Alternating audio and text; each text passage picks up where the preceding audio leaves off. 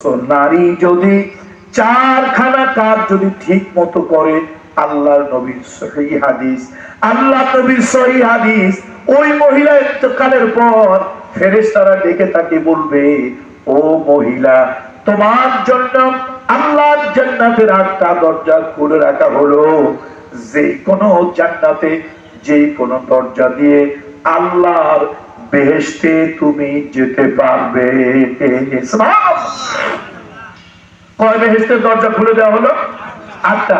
হাদিস কি সহিহ হাদিস না জাল হাদিস? সহিহ হাদিস।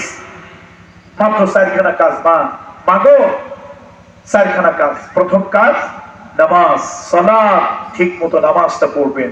এই জন্য মায়েদেরকে বলি, মা প্রথম হলো নামাজ পড়বেন। 2 নম্বরে হলো রমজানের রোজা রাখবেন। ওয়া আহসানাত ফারজাহা, ইজ্জত আব্রু সতীত্ব চরিত্র হেফাজত করবেন।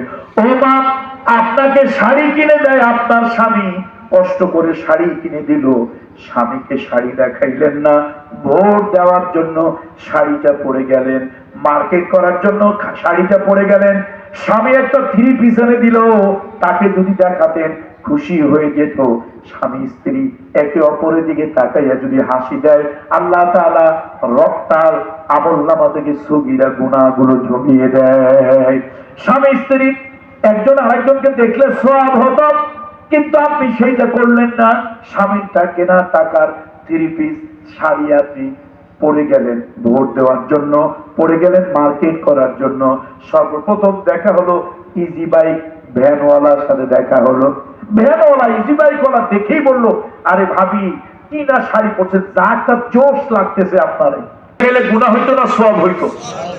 তাহলে স্বামী আইনা দিল, স্বামীরা দেখাইলেন না, আপনি ভোট দিতে গেছেন আর দেখে কপাল কি খারাপ, প্রথমেই ভ্যানওয়ালা আর ইজি বাইকওয়ালা দেখছে, এরপরে ভোটওয়ালা দেখছে, দোকানওয়ালা দেখছে, ব্যাংকওয়ালা দেখছে, কত মানুষ আপনার শাড়ি পরা চুল পরা আপনার সৌন্দর্য দেখলো, স্বামী দেখতে পারলো না, তারে দেখাইলেন না।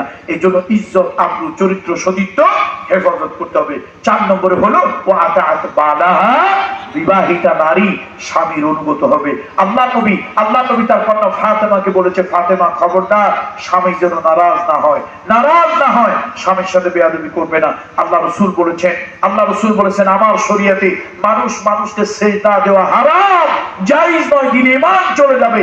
আমার শরীয়তে যদি মানুষকে সিজদা দেওয়া জায়েজ হতো, তাহলে সব স্ত্রীদেরকে হুকুম দিয়ে দেওয়া হতো তারা যেন তাদের স্বামীদেরকে সিজদা করে। সুতরাং